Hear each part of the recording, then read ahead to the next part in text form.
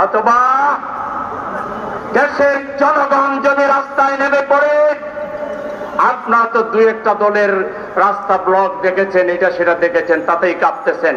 জামাতের নেতৃত্বে দেশের বেশিরভাগ মানুষ যদি রাস্তায় নেমে পড়ে, আপনারা ওই তামাশার আপনারা আমাদেরকে নির্বাচন বিরোধী মনে করবেন না।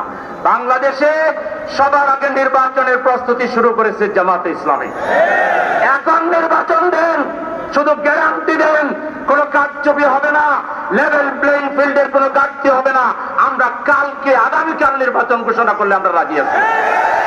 কিন্তু আবারও অতীতের মতো হাসিনা মার্কা নির্বাচন করে দেশকে ভারতের দাবিদার বানানোর কোন ষড়যন্ত্র আমরা মেনে নিতে পারি না।